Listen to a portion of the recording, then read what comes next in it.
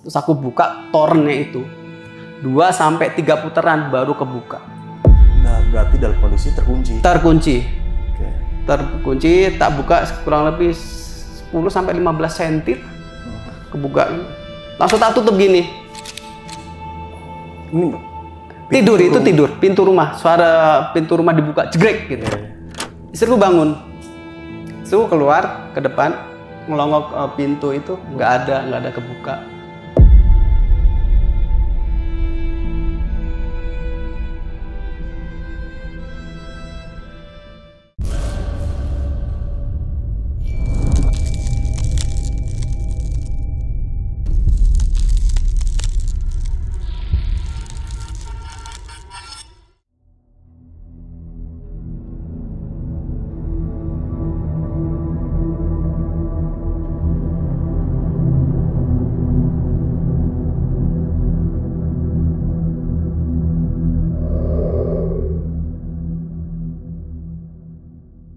Halo, Pak Trisno. Halo, Mas Yon.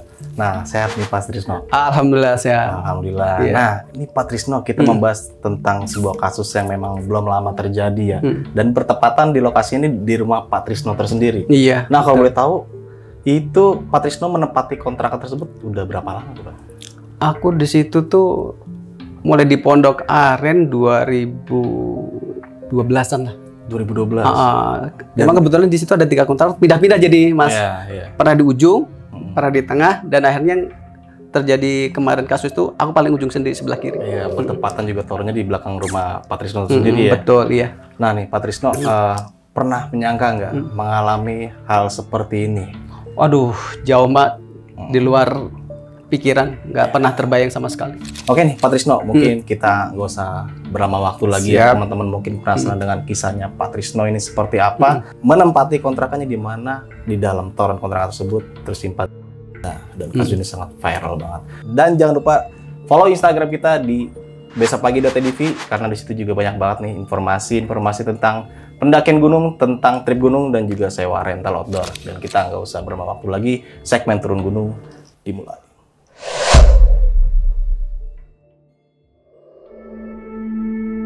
Sensasi tegang, rasa penasaran, dan takut bercampur aduk menjadi satu. Biasanya cerita horor selalu dihubungkan dengan suatu tempat yang dianggap angker oleh masyarakat.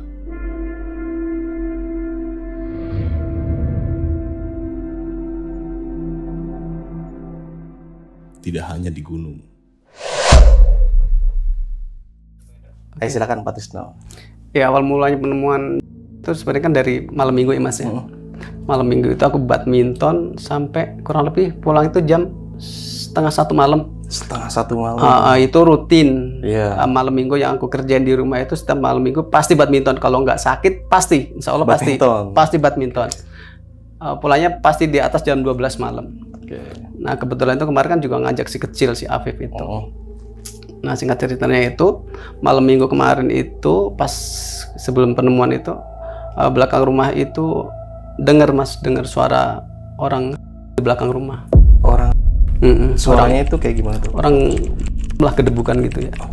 Itu belakang rumah Pak Yogi itu bersaksi juga di TV ya kalau nggak salah itu.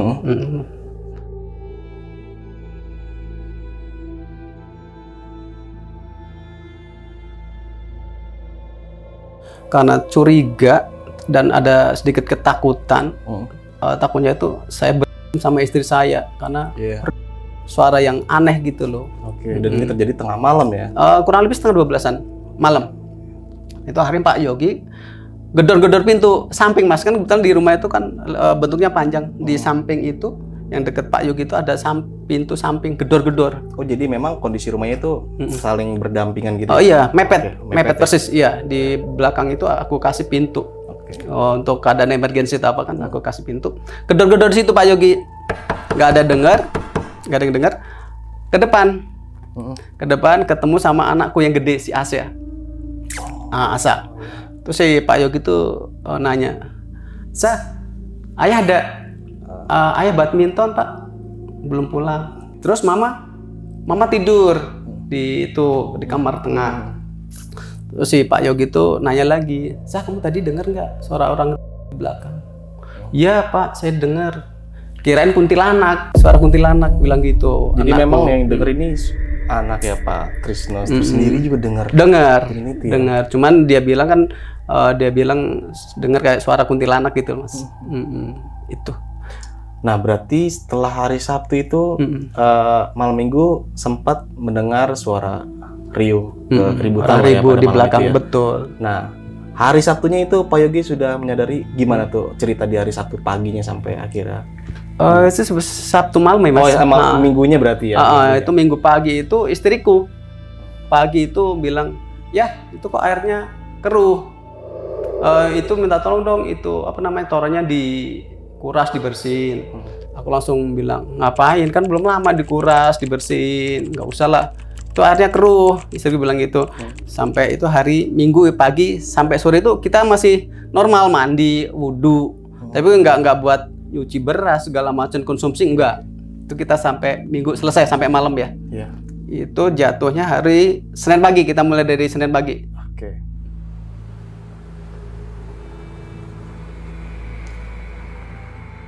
Senin pagi itu mulai tercium aroma yang nggak sedap. Yang menyadari pertama? Kalau salah aku ya, karena aku gini, kok airnya bau ya? Aku bilang bau. Aku bilang gitu ke istri. Tak gini lagi sama istriku, "Iya, ini tuh bau, masih bau." Gitu. Terus gitu airnya juga ada buihnya. Oh, Buih. Iya. Busa buih. Agak berbusa ya. Itu licin. Teksturnya agak licin. Bau iya pasti. Kayak gini tuh beda sama air kayak gini. Tuh hari Senin ya, Senin pagi. Terus sampai siang itu makin bau, Mas. Oke, makin menyengat. Makin bau. Udah sebelah rumah ini yang ngontrak itu, yang tengah itu namanya Hikmah ya. Itu bilang ke Apip bilangin, "Mbah, airnya bau." Oke. Bau. Terus mungkin Apip ngasih tahu ke bapak ya, bapak mertua. Bapak mertua itu kurang lebih setengah 6 sore. Oke. Setengah 6 sore ke rumah. Nanya, terus katanya airnya bau ya? "Iya Pak, airnya bau." Udah bapak aku ajak ke kamar mandi. Aku dulu yang masuk ke kamar mandi. Aku ngambil air, terus aku ngambil segayung, tak keurin ke bapak tangannya. "Iya, ini mau bau banget." Jadi akhirnya kan keluar. Bapak tadi mau ngecek ke atas. Tapi aku stop dulu, "Pak, biar saya aja ke atas." Karena bapak udah sepuh, aku nggak, udah gitu kan keadaannya gelap, udah setengah 6.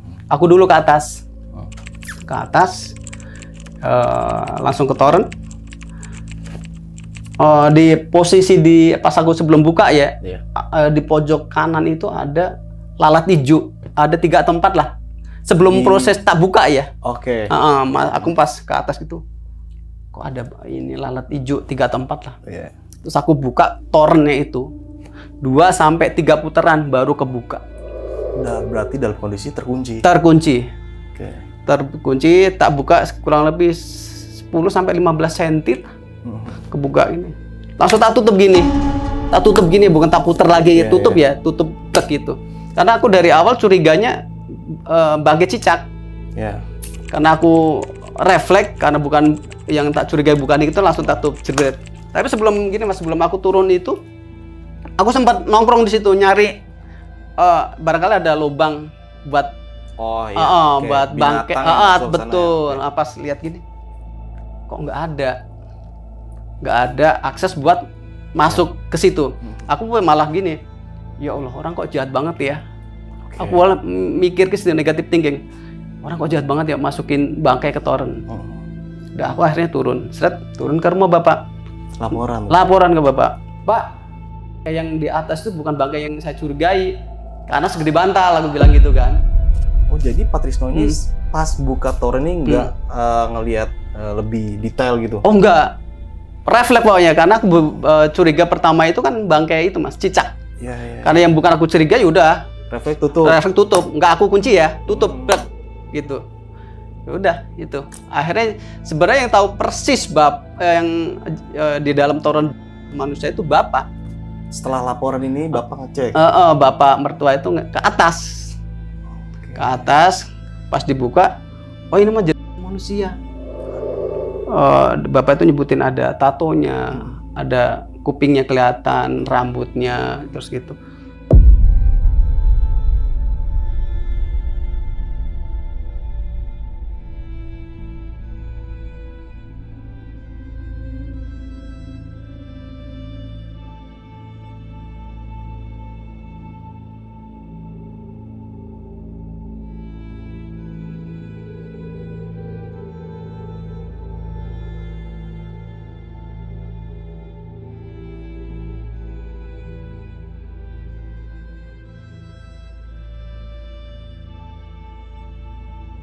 Pak turun, malah nyebutin gini lagi, ada ininya, ada tatonya, ada apa namanya, ada kupingnya kelihatan. Penasaran mungkin ya Pak ya? Iya, udah nyebutin sampai 2 kali tuh Bapak begitu. Aku berpikir, oh ini berarti fix, ini manusia. Yaudah, akhirnya aku ke PRT. Kebetulan yang aku temuin dulu itu yang ketemu Pak RW. Aku ceritain begini-begini, terus yaudah panggil Pak RT. Tadi nggak ada Pak, coba mungkin lagi ini. Akhirnya ketemu sama Pak RT. Ya udah akhirnya ke bawah ke rumahku ngecek, ya akhirnya udah ramai di situ. Ya. Udah ramai. Ya? Ramai banget. Oke. Nah, setelah udah laporan akhirnya kan lapor juga ke pihak polisi ya. Oh, itu kalau misalnya Pak RT lah itu pokoknya. Nah, itu penemuannya pas udah diketahuin itu sekitar jam berapa tuh? Kurang lebih di atas setelah maghrib lah Mas, karena sebelum maghrib itu kan baru proses. Bapak tadi mertua yang bilang ini, oh itu ya setelah maghrib lah, di atas jam 6 lah. Oke. Nah korban yang ditemukan di dalam toren itu kan belum tahu tuh Pak siapa, identitas siapa dan segala macamnya ya. Betul. Itu pas diketahuin korbannya itu setelah polisi datang atau memang sudah diketahuin? Oh, setahuku pas pengangkatan jenazah itu. Oke. Pas pengangkatan setauku ya.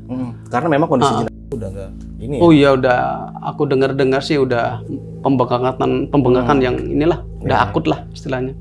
Nah, ternyata ini adalah tetangganya Pak Trisno tersendiri. Betul, iya. Nah, mendengar hal tersebut gimana tuh Pak tanggapannya? Pertama tuh prihatin. Kenapa bisa kejadian kayak gitu. Terus kebetulan kan emang tetangga sendiri. Ya kasihan lah, turut prihatin dengan kejadian ini. Ya disesalin lah kejadian kayak gitu Mas. Ya. Ya turut berduka cita dengan keluarganya lah. Iya. Nah di sini kan masih menjadi misteri nih Pak tentang korban yang ditemukan di dalam toren tersebut. Ada apa ya?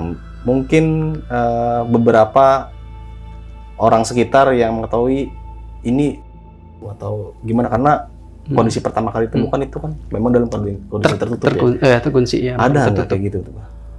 Oh, aku nggak ngerti deh Mas kalau masalah itu. Nggak berani ngasih statement ya, karena memang bukan kapasitas aku. Ya, ya. Betul. Jadi memang semuanya diserahkan sama pihak betul, polisi. Karena kemarin kan juga dari rilis dari Polsek Pondok Aren kan seperti itu. Ya kita serahin ke aparat aja.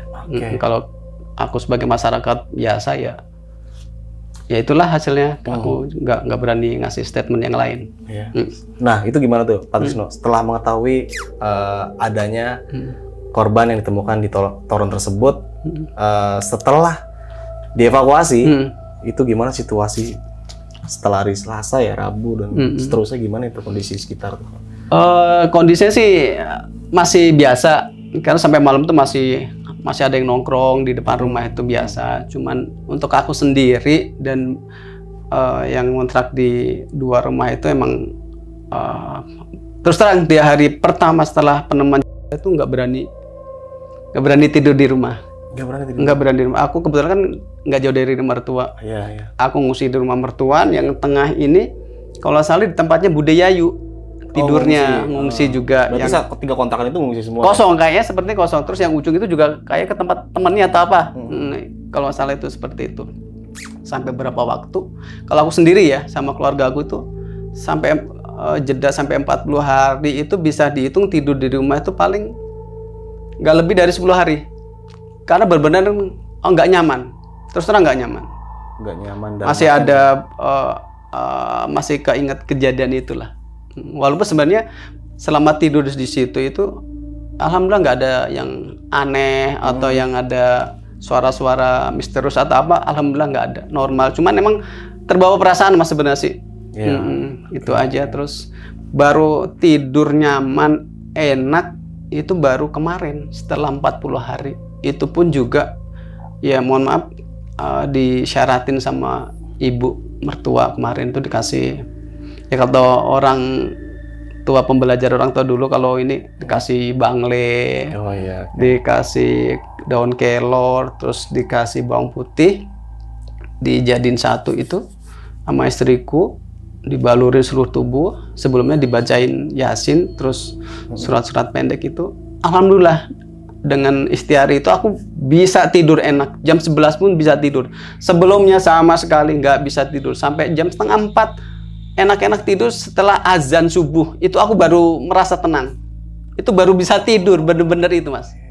Iya, selama 40 hari lebih itu nggak tidur tuh, di mata terbit merem tuh seakan-akan tuh kayak gimana sih, langsung refleks kebuka gitu. Nggak bisa tidur, baru semalam tidur enak. Jadi belum lama ini ya? Belum lama. Oke, nah yang 2 kontrakan ini gimana tuh Pak Trisno? Apakah dia masih menetap di situ atau sekarang ini udah pindah tempat? Alhamdulillah sampai sekarang masih di situ. Di hari kedua sepertinya mereka normal. Mereka normal masih ngontrak di situ sampai sekarang. Dan kondisinya memang toren kan memang otomatis nggak bisa digunakan lagi, Pak? Nggak bisa karena udah dipotong itu kan, jadi 2, terus jadi alat bukti, dan itu udah di malam ke-3 atau ke-4 itu diambil polsek. Oh, toren ini? Yang Sakmar itu diambil polsek Pondok Aren lah buat katanya buat BB lah barang buktinya itu udah diambil. Berarti aktivitas normal kontrakan itu setelah kejadian itu berapa hari itu Pak? Maksudnya normalnya adalah normal dalam artian itu air udah bisa lagi. Itu hampir 2 mingguan karena kan kemarin pas mau masang toren baru, terus instalasi paralon segala macam kan harus minta itu dulu, izin dari polsek dulu. Boleh nggak kita masang toren baru di situ? Oh gitu. Iya, kita nggak berani langsung masang tanpa izin polsek, nanti kalau ada apa kan nanti kesalahan kita. Jadi kemarin itu aku sempat minta izin ke Pak Kanit, Pak Erwin. 2 minggu setelah penemuan itu, aku minta izin, Pak, mohon maaf, boleh nggak kira-kira ada pemasangan toren? Kalau boleh, saya nanti insya Allah minggu saya akan pasang. Beliau bilang, boleh Mas, silahkan. Ya udah, baru ada izin, ya udah akhirnya baru pasang semua toren, instalasi pralon, kamar mandi pun juga baru semua. Diganti semua. Jadi yang berhubungan dengan air mengalir sampai ke bak mandi itu dibongkar semua, nggak ada yang lama. Kayak jadi kayak bangun rumah baru lagi tuh ya. Iya, semua baru semua. Halo sob, sebelum lanjut ke video, gue mau kasih tahu nih bagi teman-teman semua yang mempunyai cerita horor, kalian bisa langsung aja kirim cerita kalian ke Instagram kita, yaitu dengan keywordnya besokpagi.edv atau ke email besokpagi.ch@gmail.com. Tunggu apa lagi? Langsung aja kirim cerita kalian segera. Nah itu gimana Pak Trisno setelah mengkonsumsi air yang memang diketahui dalam torennya itu ada? Kemarin sih emang kebetulan emang bukan dikonsumsi buat minum, buat masak sih enggak ya Mas, kan kebetulan emang airnya jelek di situ. Untuk konsumsi sehari-hari kayak minum, buat masak itu kan kita beli buat abang di Abang Dorong itu ya. Oh iya, air dorong itu ya. Betul itu. Kemarin emang khusus buat itu aja Mas, mandi. Buat mandi aja. Oke. Nah, itu gimana rasanya mandi pakai air yang memang seperti itu nih, kita ketahui nih. Biasa aja sih Mas sebenarnya. Biasa aja kalau aku sendiri. Nggak ada kayak buihnya. Tadi kan dijelasin ada buihnya, bau gitu. Kan hari Minggu tuh masih keadaan keruh, masih normal keadaannya, belum bau, belum ada buihnya. Senin pagi tuh. Senin pagi emang nggak mandi waktu itu, belum mandi karena kan udah nyium bau yang nggak sedap. Jadi mau mandi tuh masih mikir, masih mikir. Gila, gak kebayang sih ya tentang kejadian ini. Nah, selain itu juga nih, kalau boleh tahu nih Pak Trisno, Pak Tris ini kan mengenal korban ya, dan memang tetangga dekat juga. Iya, betul. Gimana tuh menurut Pak Trisno si korban atau almarhum ini dari sudut pandang Pak Trisno tersendiri? Kalau aku sendiri, mengenal almarhum itu biasa aja Mas, kayak pemuda atau anak seperti biasa lah.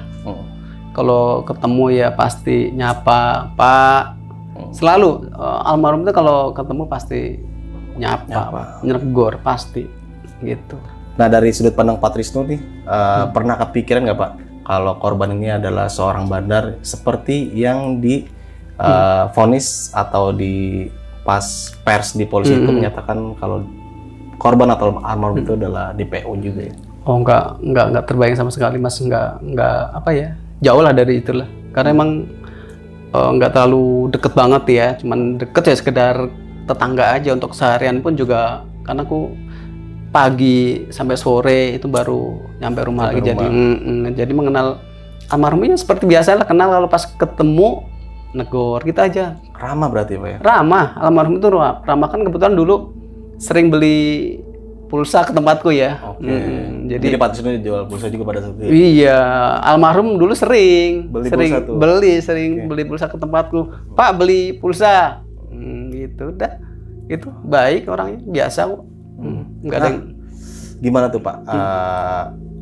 Setelah tahu kalau korban itu adalah tetangga, dan dari sudut pandang Pak Trisno tersendiri, dari keluarga korban itu kayak gimana tuh setelah mengetahui kalau ternyata yang menjadi korban itu adalah anaknya?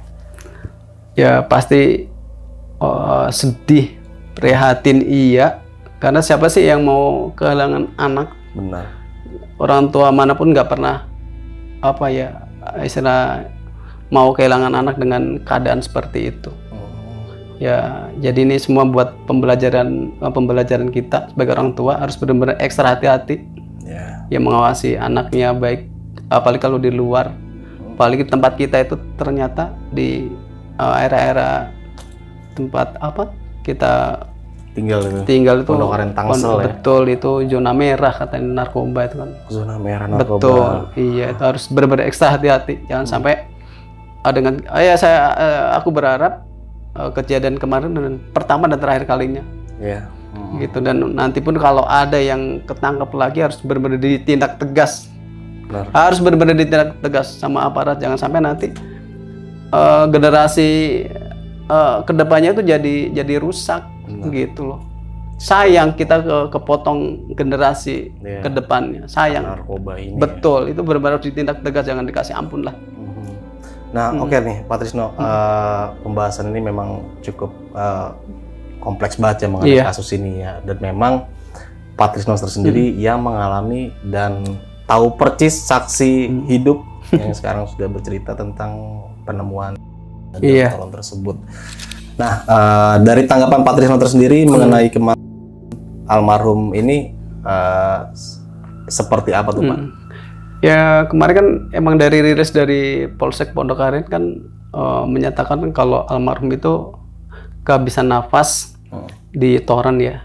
Itu rilis dari Polsek Pondok Aren. Cuman kemarin juga yang tadi aku sebutkan di pertama tadi kan ada suara gaduh, suara berisik. Nah itu kan juga harus apa ya, semacam jadi hal yang belum terjawab gitu loh. Mungkin ada nggak sih kaitannya dengan keributan dengan adanya penemuan itu, ada nggak sih korelasinya gitu loh. Itu yang kalau menurut aku sendiri kok belum terjawab, ada nggak gitu loh. Gitu. Belum ditindaklanjutin lagi ya. Nah gitu. Katanya keluarga korban juga masih menuntut kalau almarhum ini adalah korban pembunuhan ya, seperti yang di beberapa media katakan tuh. Gitu. Oke, tapi sampai sekarang ini masih belum bisa terjawab nih ya. Iya. Nah nih Pak Trisno, seperti yang tadi saya bilangin kalau keluarga korban ini masih menuntut tentang almarhum ini ya. Dan benar nggak sih waktu penemuan korban ini ditemukan kayak luka cekikan itu? Kalau aku sendiri emang belum lihat dan nggak pernah mau ngelihat foto-foto yang kemarin yang beredar itu. Kenapa tuh Pak? Pertama ya aku menghindari trauma Mas, nggak mau. Karena emang aku juga agak sedikit takut juga. Aku emang nggak berani ngelihat. Kemarin di grup forum warga RT 03 RW 1 itu foto segala macam itu pada masuk kan, cuman aku ya udahlah nggak usah lah kayak gini, nggak perlu dilihat. Udah emang udah kejadian seperti ya udah gitu aja, udah nggak pengen istilahnya berlarut-larut. Nanti kan kalau aku buka di sini pasti ketanam jadi lebih lama lagi, betul iya. Jadi nggak pernah aku buka sampai sekarang ini. Sampai sekarang ya, emasnya tadi yang mas nggak sengaja aku lihat tadi tuh. Sebenarnya aku nggak mau lihat, cuman emasnya tadi kebuka ya. Ya udahlah, mudah-mudahan nggak itu. Nah itu gimana Pak? Kayak istri, anak, ada rasa trauma nggak sampai sekarang ini? Kalau anakku yang gede, Asya itu sampai sekarang kalau disuruh tidur di rumah belum berani. Kalau sendiri ya? Oh, rame-rame belum berani. Belum berani. Kemarin berani sama mbah kakungnya. Kemarin bapak mertua itu berapa hari sempat tidur di rumah, nemenin ada berapa hari gitu. Sama Asa itu baru berani. Nah, kalau sama bertiga, aku, istri, dan anak yang paling kecil, Afif, yang gede ini nggak pernah berani. Bilang takut. Bilang takut gitu. Tapi yang kecil sih alhamdulillah nggak. Mentalnya lebih kuat dari yang gede. Wah, sampai segitu tuh. Oh iya, betul. Sampai sekarang. Tetangga-tetangga samping kirinya itu gimana tuh? Kayaknya mereka biasa aja, Mas. Kuat mereka.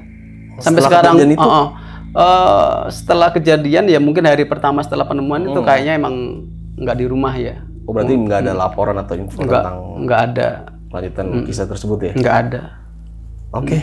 Tentang ibu korban itu ada nggak sih pendapat atau informasi dari ibu korban ke Patrisno tersendiri itu ada nggak sih? Kemarin sih ibu almarhum kan pernah ke rumah, ada berapa kali ya? Lupa ya, dua kali ke rumah itu. Yang pertama emang beliau tuh bilang minta maaf dengan kejadian kemarin itu. Emang apa namanya, dibikin repot semua. Saya bilang nggak apa-apa Bu, karena ini musibah.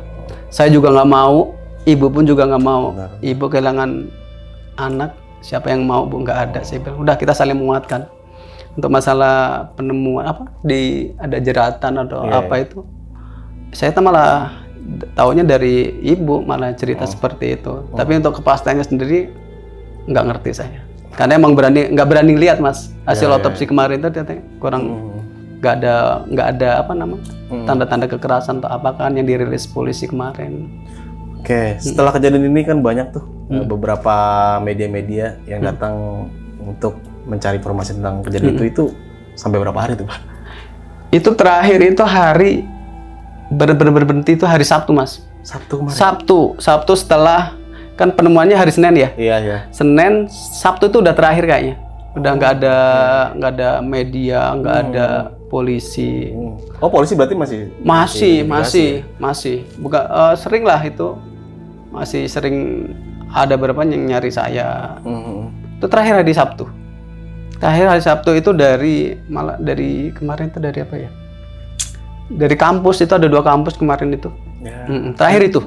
Dari kampus untuk mencari informasi tersebut. Iya, untuk wawancara ya seputar penemuan itu mungkin dari ini apa namanya?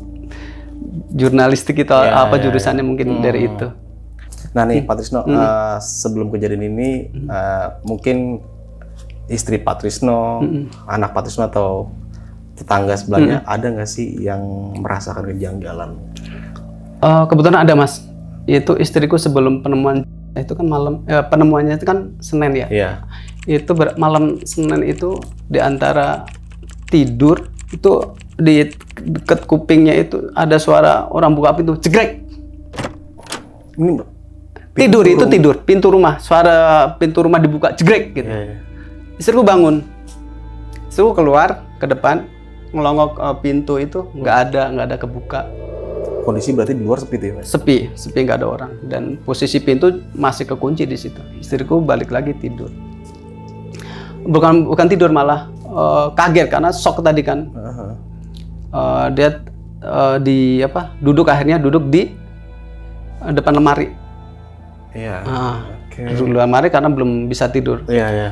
Dia akhirnya ke kamar mandi, pingin ke kamar mandi. Dan mau tidur lagi.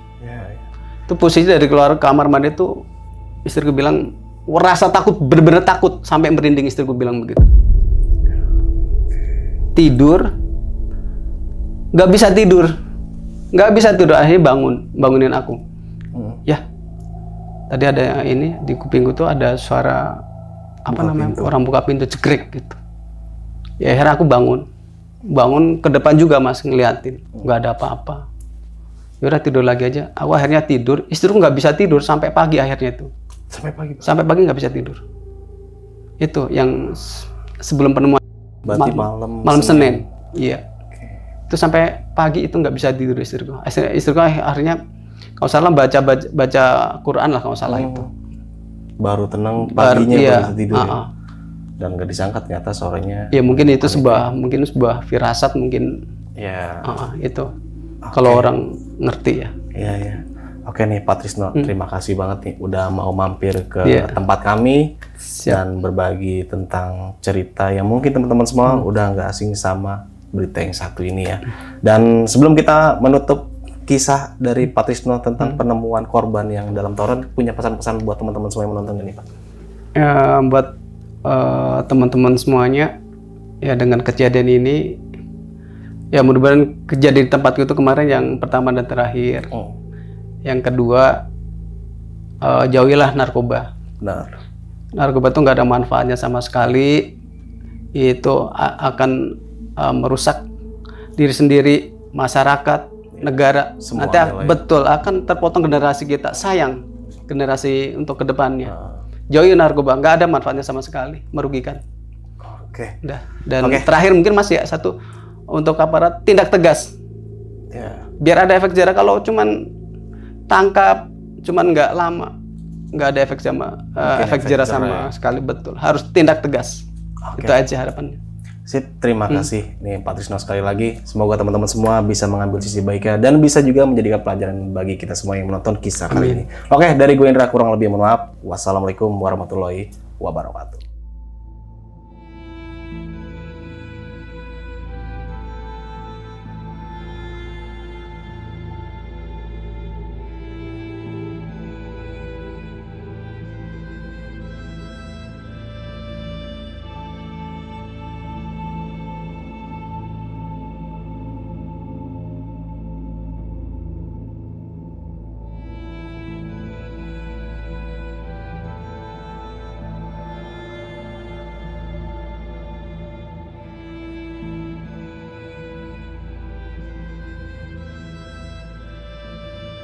Selamat malam, Pak Sopyan. Malam. Nah, Pak Sopyan ini adalah tetangga dari korban ya? Iya. Nah, kalau boleh tahu Pak Sopyan kenal sama korban ini, rumahnya itu berdekatan? Iya, tetangga sendiri. Tetangga. Bisa dijelasin nggak tentang korban ini dari sudut pandang Pak Sopyan ini kayak gimana? Sebenarnya kalau si korban ini sebenarnya orangnya baik ya, nggak pernah neko-neko. Dia juga sering main di lingkungan sekitar aja, nggak pernah macam-macam kok. Cuman warga sekitar itu dikagetkan dengan penemuan korban di dalam toren. Posisi Pak Sopyan ini saat korban ditemukan itu lagi di mana tuh Pak? Posisi saya tuh kebetulan lagi di tempat kerja. Nah, ada info grup nih katanya ada korban di dalam toren. Oke. Nah, begitu saya tahu, saya langsung ke lokasi kan. Nah, pas sampai lokasi, kebetulan di situ sudah ada Pak RT. Nah, ya, terus saya tanya, ada apa Pak RT? Katanya, ini nih ada korban di dalam toren. Oke. Nah, Pak Sopyan ini berarti mengenal dekat banget sama korban atau kayak gimana, atau sekedar kenal aja? Kenal dekat karena tetanggaan. Oh, berarti sering sapa tuh? Iya, sering sapa. Oke. Memang korban ini kan kasusnya pertama kali diketahuin adalah sebagai DPO ya. Nah itu bisa dijelasin nggak tuh Pak? Memang sebelum kejadian korban ditemukan di toren itu memang ada situasi di mana penggerebekan dan semacamnya. Kalau menurut saya korban itu nggak mungkin jadi DPO ya, karena tuh anak nggak pernah keluar. Jadi dia ada di lingkungan situ aja. Oke. Jadi kayak warga sekitar aja ya? Iya, dia juga kalau main tuh nggak pernah kemana-mana, paling dia main yang benerin motor atau bermain sama ponak-ponakannya. Oke, jadi memang nggak ada indikasi kalau korban ini pemakai narkoba dan semacamnya itu ya? Nah, kalau boleh tahu nih Pak Sopyan, penyebab wafatnya korban ini karena apa sih kalau dari pandangan warga sekitar tuh? Kalau warga sih taunya dari kepolisian ya, karena di dalam toren itu dia kehabisan oksigen. Kehabisan oksigen? Iya. Oke, dan memang ini saya mengetahui ya, atau memang dari berita yang udah beredar, kalau korban itu ditemukan oleh pemilik kontrakan nih. Iya, awalnya tuh pemilik kontrakan karena curiga karena airnya itu keruh dan berlendir. Bau ya? Bau. Nah, dan akhirnya si yang warga kontrakan ini mengecek. Begitu dibuka, ternyata ada korban. Nah, dari sudut pandang keluarga korban ini kayak gimana tuh Pak Sofian menanggapi kasus tersebut? Kalau awal mulanya sih keluarga korban ini curiganya karena faktor adanya berarti keluarga korban ini menduga memang ada luka di leher ya? Iya. Tapi begitu polisi rilis persnya tidak ada. Karena memang hasil otopsinya pun udah keluar ya? Iya. Selamat malam Pak Fadil. Selamat malam Pak. Sehat Pak? Alhamdulillah. Nah, ini Pak Fadil ini kan memang tetangga dari salah satu korban yang ditemukan di dalam toren ya. Betul tepatnya sekali. di daerah Pondokaren, Tangerang Selatan. Nah, ini Pak Fadil, kalau boleh tahu posisi Pak Fadil pada saat itu lagi di mana? Apalagi di lokasi atau memang tidak jauh dari lokasi? Saya tidak jauh dari lokasi karena rumah saya itu kan memang tidak jauh dari lokasi korban ini. Nah, Jadi saya waktu itu lagi di rumah, terus saya mau jalan ke warung, saya lewat parkiran di belakang rumah saya dan ternyata itu banyak mobil polisi di sana. Nah, saya kepo dong, kayak nanya ada apa nih? Oh ternyata ada ditemukan di dalam toren. Nah, setelah mengetahui di dalam toren, Pak Fadil ini tahu nggak kalau korban itu adalah tetangga Pak Fadil? Sebelumnya itu belum tahu karena info awalnya itu adalah anak kecil. Jadi saya tuh belum berekspektasi bahwa itu adalah teman saya juga, Pak. Oh, jadi memang ini teman dekat Pak Fadil ya? Kalau dibilang deket, mungkin bisa dikategorikan kayak gitu, tapi saya nggak begitu dekat juga karena cuma teman sekitar lingkup rumah aja.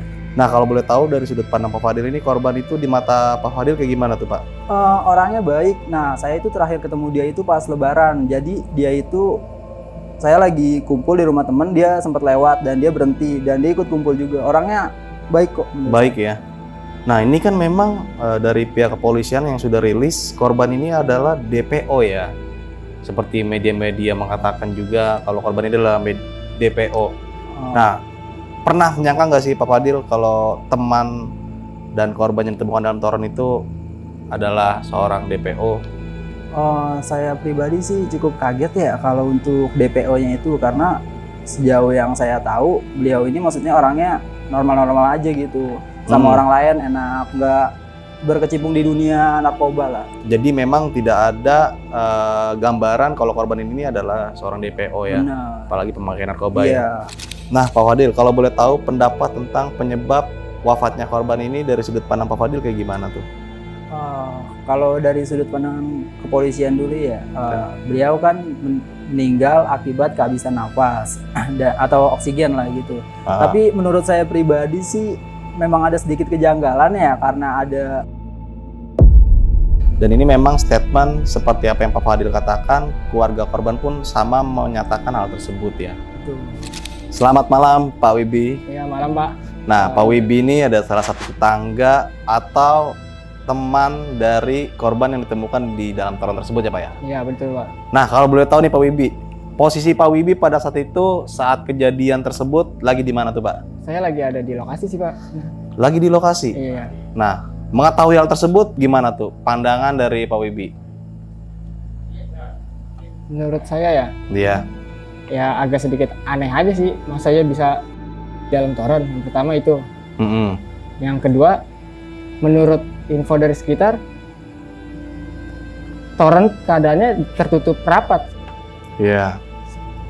Berarti ini pendapat dari atau informasi sekitar dari warga sekitar yang membuka toren tersebut? Iya. Keadaan tertutup rapat? Iya, 3 putaran lah.